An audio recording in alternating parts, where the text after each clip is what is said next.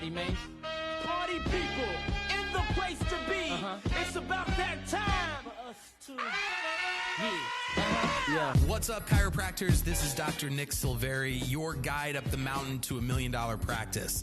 If you're looking for the roadmap to grow your practice fast, then keep on listening. This is the Path to $1 Million podcast, where I chat with today's most successful practicing chiropractors. And remember, if you want to get there faster, visit getmemorenewpatients.com to find out more about Leverage Media, the most comprehensive digital marketing agency for chiropractors on the planet. What's up, everybody? This is Dr. Silveri, and welcome to another episode of Path to $1 Million podcast. I'm here with one of my favorite people in the world, Jason Barnes with Genesis Software. Please say hello to the Path to $1 Million audience. Hello, everyone. It's great to be here. Thanks, Dr. Nick. Jason is, we are at the TRP immersion event, and I'm a vendor, he's a vendor. And we see each other at all of these events, and we hang out half of the time and like kind of talk to doctors in between hanging out, I feel like.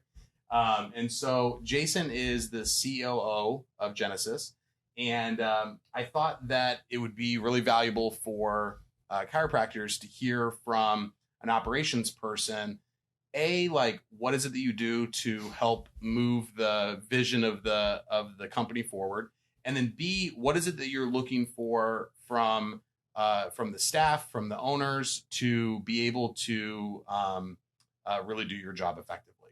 Oh, there's a lot that goes into that. Yeah. So just you start where you want, and then we'll go on our path. Well, the first thing that I always think of is, what's the mission we're on? Yeah. Right. And the reason I talk in terms of those is I've been with the company for 10 years, and the first 4 years were really painful because we weren't synchronized. We didn't have the same missions. I wasn't on the mission that chiropractors were on. And I had lofty goals for revenue and growth, and we were going to take over the world. But without the alignment of our mission and chiropractic's mission, hit and a miss. Yeah. You know, we sometimes got lucky, but most of the time it was just a butting of heads that rarely led to anything productive. And then I had my own health breakthrough where I had a discovery, and that light bulb that went on with chiropractic. And that light bulb that went on changed my approach. It changed the way that we actually trained Genesis employees, the way we hired Genesis employees, the way that we defined ourselves. And when that happened, we actually were able to more effectively put ourselves in the shoes of doctors, and more importantly, office staff, who sometimes are not communicated with as well as you think you're communicating with them. You don't say. Listen, we're going to touch on some sensitive issues here, but if you're a personality-driven practice and you're turning and burning, and that means like you're bringing new patients in, and on average they say about 8 or 9 visits, but that's okay. I know there's a doc out there I respect and hate all at the same time who said to me, "There's nothing that a new patient can't solve." Right. And I respectfully disagree with that. But at the same time, you can get 65, 70 new patients a month, but he's got to be there forever to do that. Yeah. You know, he's got to keep doing it. And so when we try and work with offices that have awesome clarity to what their mission is, and it totally aligns with what we're trying to do, we can usually accomplish great things. But when the practice owner themselves haven't taken the time to actually communicate that, it's a struggle. What do you see are the docs that have the best operations person, let's call it an office manager, in place? The ones that have that, what is it that they're doing so well that allow those office managers to really like organize and help the office thrive? Well, the first thing is if you have goals and values that you've communicated to your office staff and they're really clear, that reflects in our interactions with your office staff, because they come to us with a clear definition of what they're trying to accomplish. But I'll give you a for instance of that. Sure. You know, somebody will call up a member of our team and say, "I need a report for, my patients who didn't show up for the day. I need a report for my patients who left the office without a future appointment." All right. Well, what are you really trying to do here? You're just trying to call them up? Or are you just trying to see how great or how badly you're doing? Like, what is your goal? And the second we ask that question, I don't know. I just was told to get a report. Right. And so now, okay, I mean, the report's easy. Click here, you've got it. But what are you really trying to accomplish? And they don't know. Right. Well, what do you do with somebody who doesn't know what they want? You can make some guesses, Yeah. but most of the time you have to keep asking them questions. And we train our folks to grill your folks. And so we put in this thing called, it's a problem-solving methodology that I've learned through some project management training that I've had throughout my career. And there's 12 steps to solving any effective problem. I boil it down to 4, and we call it DMAP. Define the problem, measure the scope of it, address it, and then plan for preventing it, and then how you have to fix it from the pile of crap that you've created, Right. And so most of the time defining the problem is something that we can't even get off of. We can't even you don't know what you're trying to do. So how am I supposed to help you? Right. And so no shows, no future appointments are universal. Regardless of how you practice, there's a patient that didn't show up and you wanted them to come in again because chiropractic's never worked with just one adjustment. Right. And so we try and address that problem from a clarity standpoint of if you're trying to use this report to make phone calls, you failed, right? Because it's an electronic report. You're not going to even write in the margins. Even if you printed it out, what are you going to do? Write in the margins, called Susie, texted Susie, and then what are you going to run it tomorrow to see? And Susie's still on there? How do you manage all of that? Sure. And so most of the time they're like, I am supposed to call these people. All right. So your whole goal is to reschedule all these people? Okay. So now you actually have to get the practice owner involved most of the time because the office manager or the front desk person that you got on the phone to call us to talk about a report didn't understand what they were really trying to do. Right. And they don't have a system.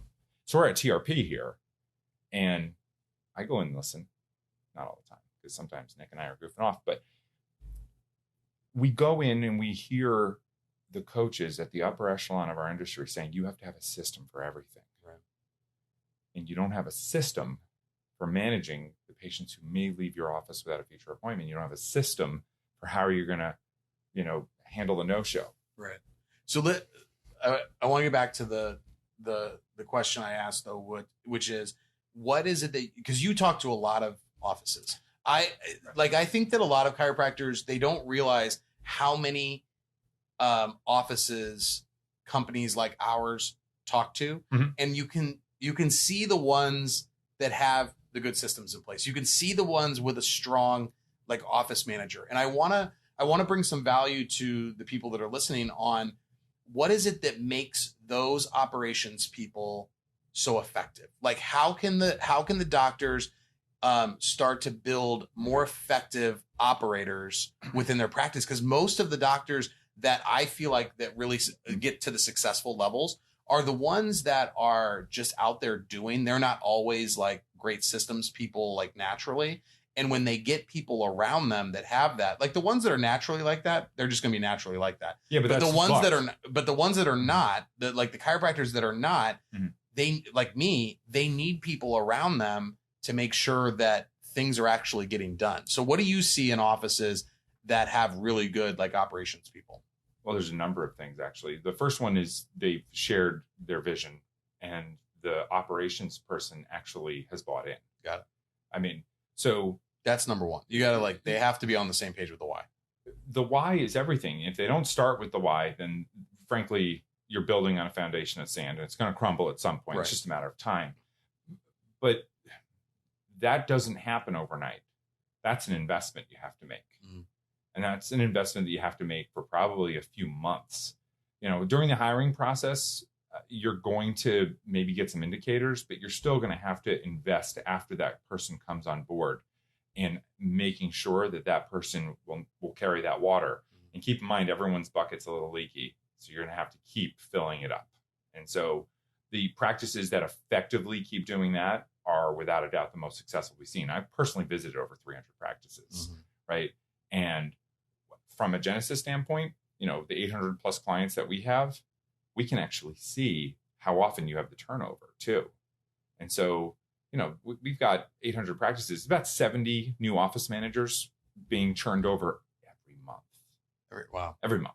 Wow. And so and I hate to say it. So that means if there's 10% of the whole is turning over every month, that means that the kind of average out is every year. Yeah, you got it. That's a lot of turnover at that position. Well, I can tell you that there are some offices who have their office manager for 10 years and right. it's working out really, really well. Those are the ones I want to find out. Right, right. And so when I visit those practices, I was in one in Illinois, it was about 2 years ago, and the office manager and the doctor have lunch twice a week. And they sit down, it's a 2-hour ordeal, and they go over everything from top to bottom. Mm-hmm. And at that point, I asked, well, do you still talk work the whole time? She goes, it stopped being a work conversation almost a couple of years ago because we've been together so long. We share the vision. It's no longer about making sure that we're both on the same path. It's about making sure that the rest of our team is. Like, they're so in line with each other that they're able to accomplish that. But at the same time, it didn't happen overnight. Right. It happened over years. Right. And so the first thing is the why, but then the second thing is you have to identify between revenue, retention, and compliance, right? Top priorities. And then you have to systematically put systems in place. Right. And so each time you think you've got something covered, right? I'll go back 1 second though, because not only do people crave clarity in the why, but they really want structure. They want to know at the end of the day, end of the week, end of the month, was I successful at my job? Right. And most of the time that's a moving target in offices. Sure. How do you measure success? Mm-hmm. Did the patient visit average go up? Was there more money? Like, did you feel better about the job? Like, most people don't know. Like, how do you measure with your own employees? How do you measure in your own practice what that is? And so they want the definition of what success looks like. Yeah. And most of the time, most offices that I see, that's not something that is ever really talked about. Mm-hmm. And the office manager position is a tough one sometimes to like quantify, and it's like, what do you think? Have you seen any like good metrics that? Absolutely. Oh, yeah. I mean, I hate to say this is a plug for Genesis at the same time, because we help create clarity in that area, because like if all the no-shows got rescheduled, if all the patients without future appointments got rescheduled, if every dollar was collected, that can be viewed as pretty good in an office, right? Yeah. And I think most people would be happy with that. I think most people would have to agree with that. So we're able to see at the end of the day very easily, did those things happen or didn't they? Yeah. And the doc's able to see it with a glance up to a dashboard. So now we can create clarity that all the tasks were done, all the dollars were collected, all the claims, if you take insurance, all the ledgers were done, if they're private pay, were done. And so you're able to actually see that. The employee sees it, the office manager sees it, the doc sees it. So everybody can create a great deal more clarity in their office for measuring success. Yeah. And so for us, our goal is to help create that clarity within office. So we're dealing with you as the doc. Most of the time I ask you a lot of questions. Actually, we were up at the event yesterday and a doc came to me like, what does it take to get involved? I said, about 6 weeks, 3 to 5 hours a week for the doc. It took me like less than half of that to implement another system. I'm like, well, then why are you talking to me? Right. Well, because it's not working. Okay. Right. So, all right. I kept asking them questions that they'd never considered answering. Yeah. And I'll go back to like a no-show, reschedule the no-shows. How many times do I call them? How many times do I text them? What happens if I don't get in touch with them? What's my policy? There's no clarity there. So the doc has to put in a policy, and then they have an escalation path, and they're either going to discharge them, put into a re-engagement campaign of some sort, but everyone has to know how the story ends. Yeah. And if they don't, now they're living in fear, and the doc is going to manage by fire. And it's going to be a rotating set of topics that they're going to yell about because they don't know what they're doing. Right. And so an operations manager will make sure that there's a metric for success that the doc can easily identify. They don't have to sit there and implement it. Yeah. But there's got to be somebody who can actually verify that it did or didn't happen. Do you think that a good operations person, like a good office manager, would be somebody who comes in and creates that system? Listen, this is how we're going to manage success for this department, for me, for you, for the CAs, for the massage therapists, like whatever, an ideal operations person is going to be somebody that creates that. Cause like the people that aren't naturally like that, I hate having to try to figure out the systems. I would much rather somebody come in and be like, let me tell you what I want. And then you create the system. Yes and no. I hate to say it because your capacity to set that up. Yeah. Normally docs don't think in terms of investing X number of dollars in an operations person. Yeah. Because I hired somebody for $20 an hour. And I think they should get it done. Yeah. They haven't done their research. Like I'll do a plug for another organization that's here. Like we stopped doing our own hiring a couple of years ago because we're not great at everything. We have to identify what the goals are of each position that needs to accomplish. And the practice owner needs to do that as well. Yeah. What is it that you're going to do? You're going to run the office. What does that mean? And they have to, before you even can answer the question that you asked me, they have to define what is this role supposed to accomplish? Yeah. And we like to break it down into three topics: revenue, retention, and compliance. Now there are more than that because their ability to effectively sell the why, their ability to connect with patients, that's something I don't know how to quantify. But when it comes to the administrative portion of your office, like you have to define what those goals are. And if you brought somebody in at $20 an hour, their likelihood of having the skill set to effectively run all aspects of your office, you tell me, can that person do it? Yeah. Right now you're playing roulette. When you like investment, I think is the right word, because if you invest in like a ninja operations person, they have the potential to pay for themselves tenfold, because all of a sudden you're not losing everybody out the back door. People are more effective. They have more clarity. What's that investment? Why is that so important? Two parts to that answer. The first one is the doc has to know which metrics are important to them in the practice, right? PVA and revenue, let's just say, right? And if their patient visit average right now, I go to conferences and I see people with their metrics. Oh, I'm averaging 60, and they're a client of ours, and the number is actually 14. Right. It drives me nuts. And like the people they have very specific definitions of what PVA is, right. I was like, if you'd said 17, all right, maybe we fudged a little bit here or there. What is average? I'm just curious. What is average in chiropractic? Yeah, in chiropractic, it's 12. It's 12. That's what I thought. Yeah, it's 12. And so, when you're up there and you're an average chiropractor and you've got 12 visits, is it fair to say in 12 visits the average person didn't get better for life? It's probably fair to say. That's fair to say. Right? Yeah. So.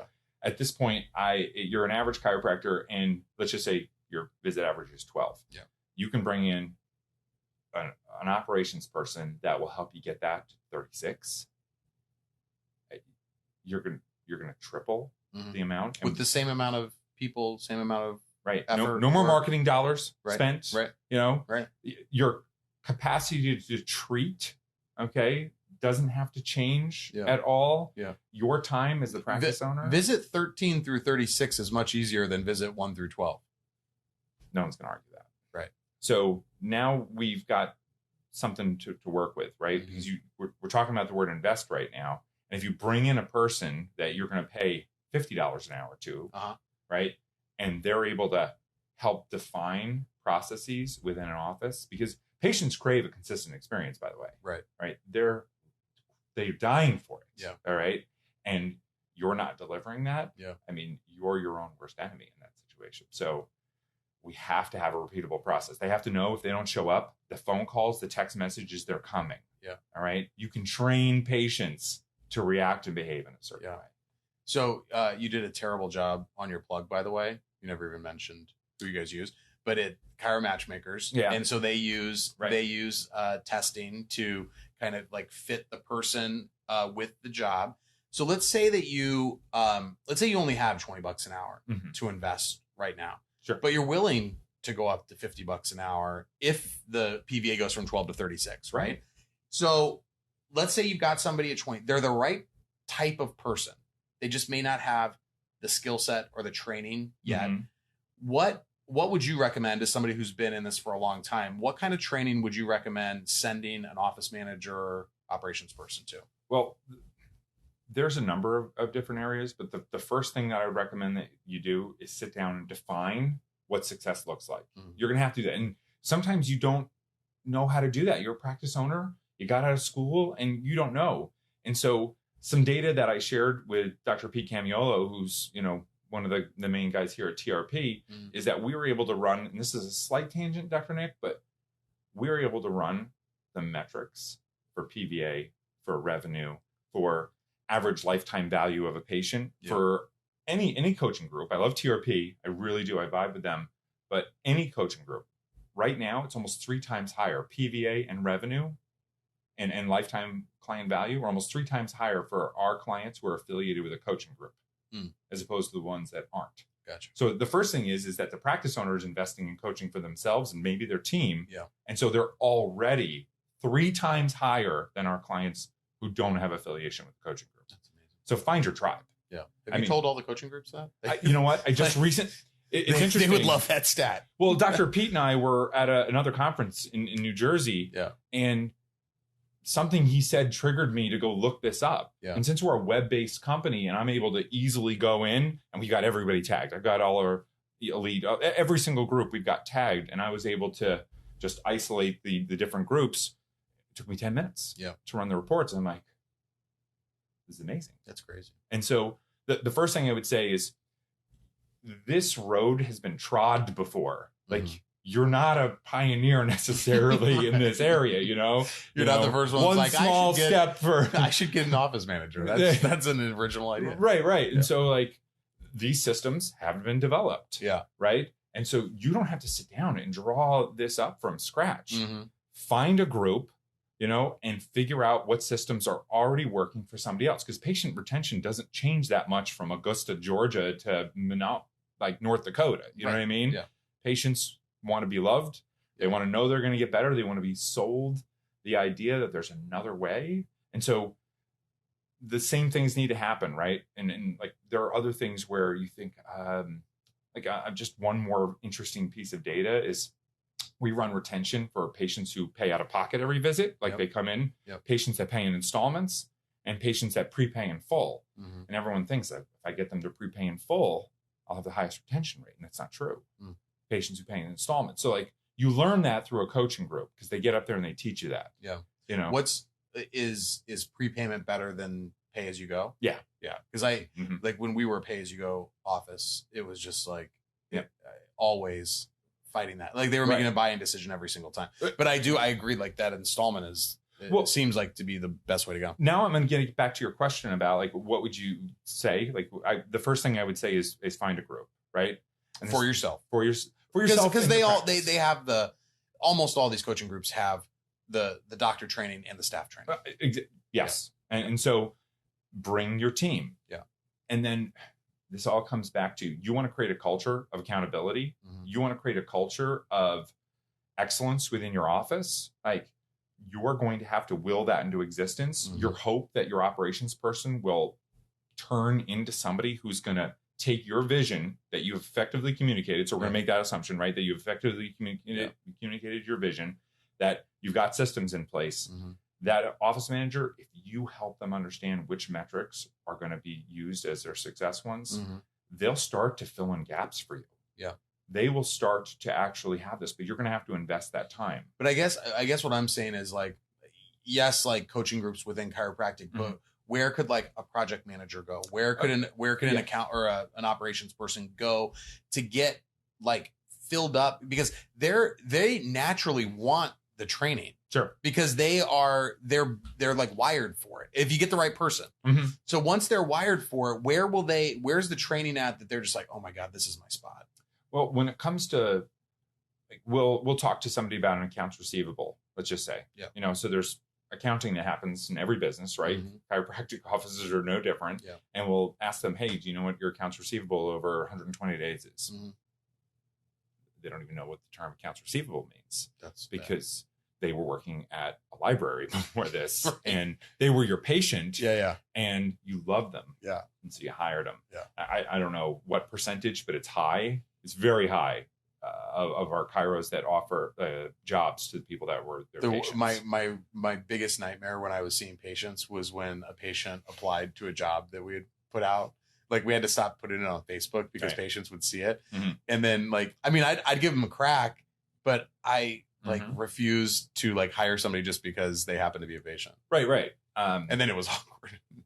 Yeah, a little bit. And so the first thing that they can do is there's accounting training in so many different places. Right. And so getting a basic bookkeeping and accounting job is going to help you understand. Now, Genesis, we help with all the ledgers. We help with all the patient, information. But there's other parts of the business that they need to help run. And so getting basic accounting training can happen almost anywhere. Like local community colleges. I remember 15 years ago, 20 years ago, I went and took a couple of courses at a local school, and it was such a big help. And so office managers are typically most chiropractors that I know have bookkeepers, they have accountants. But somebody's got to take the information in. Somebody's got to do the entry somewhere, and it's 99% of the time office managers are included in that. And so they need to get some sort of understanding of what this looks like, and if you take insurance, there are so many billing and coding classes. These things are about 13 weeks long normally. And the office managers who go and spend, we're talking about $600 to $800 here. Is what they typically cost. Good investment. It's a great investment because now, even if you're not going to take insurance and you say, don't worry, I'm an all cash practice, which is now an okay time to make fun of chiropractors who say they're an all cash practice. When would be a better time? Okay. I can't tell you how many people come up to us and well, I'm all cash. And then we get into it. Well, except for the 30% of my revenue that's insurance. Right.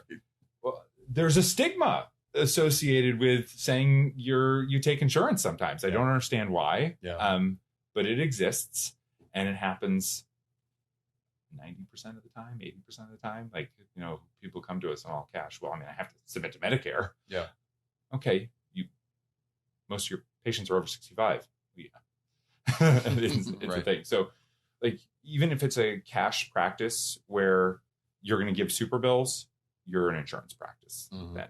So sending your office manager not only to an accounting, course, but also to a billing and coding one, they're offered everywhere. They even have online ones now where they can get an idea of how to help you figure out whether or not you're staying between the lines. I still think that is nibbling a little bit around the edges of more what I'm looking for in terms of you have to know how to do the office for chiropractic stuff. I think I'm thinking more of where can somebody go that there's lots of operations manager. For example, this guy that I really like, his name's Cameron Harold. He was the COO of, I think, 1-800-GOT-JUNK or something. And he took them from a couple million to 100 million. And it all was because he took the CEO's vision and blew it up. And so he has this thing called COO Alliance now, and he has a podcast so I guess that's more what I'm thinking of is where could they go to get the bigger picture stuff, the project management of here's how you pull, maybe the doctor isn't that great at creating the clarity, but if somebody helped pull it out of them, you know what I mean? As opposed to just being a taskmaster for the things that have to be in the practice, how could they be a higher, what you do, you're bringing things to the table for Genesis that the people around you are not sending you to where you need to go. You're figuring it out. Well, my history comes from project management, and so for me, I was a trained and certified project manager, and that took couple of years, to actually get. And so you had to go to very specific schooling to make that happen. But when it comes to the vision being implemented in an office, I don't know of very many places outside the coaching groups that offer that type of assistance, because when you're talking about the online groups and the podcasts, they don't offer certifications. It's just online social media. I'm just talking more about support. To be around people of your own ilk. Well, for me, interesting. I run a LinkedIn group where we get on and we talk about problems. And interestingly enough, that's how I met Genesis. Gotcha. So we how to pay employees was literally how I got my start at Genesis. It was a LinkedIn post, and everyone at Genesis at this point was getting paid a percentage of company revenue. And I said, hey, listen, not everybody is a, kill what you eat mentality. And I don't think you can do that across the board. And one of the partners disagreed, and we got into an online argument, and that led to lunch, and that led to me working here. That's great. But those types of groups exist, and they exist in almost every single nook and cranny of chiropractic. And I could actually make some recommendations, and we can post those, because when you're getting into discussions with like-minded people who are already doing this, again, the ground has already been trod. There's not many new systems that need to be put in place here. Right. As far as getting support, like, we've got an online Facebook group where that type of support is discussed daily. Yeah. Exactly. How do you manage your patients with this? But then I'm going to bring it back to Genesis. Most of the time, we have an online tool already. Yeah. That's built for retention, for revenue, and compliance. You don't have to reinvent these systems. Yeah. So, like, if you're a Genesis client, we offer coaching services for just that alone. Now, there are things outside of, like, let's just say you want to sell more products, or you want to put an exercise class together, or you want, like, that's a part of the chiropractic practice's vision, right? That we don't offer the support for. But when it comes to just implementing actual office policies and procedures, we pretty much have all of those covered. Okay. And so you can actually come to Genesis, and we will coach your person to become an operations guru. Nice. And so we can help take them from library employee. I'm using that one because it's a real life example from just a few weeks ago, where somebody who's been working in practice for 3 or 4 weeks feels totally lost and abandoned. Right. And they get on the phone Well, with they got our that. people. They got that hour of training that first day. Well, it was 45 minutes because the doc had to take a call. Yeah, right. Right. You know what I mean? And so, like, to take it a step further, the person 99% of the time wants to do a great job. Right. So if you tell them the metrics, sometimes they'll even go back and change the doctor's vision. All right. Because, like, activity does not equal achievement. Yes. Right. And so here we want to prevent most of the problems from happening. So a good operations manager doesn't, like, build the perfect firefighting process, right? They want to build the right fire prevention process. So, like, you're going to have to convince a lot of practice owners to invest in other areas as well.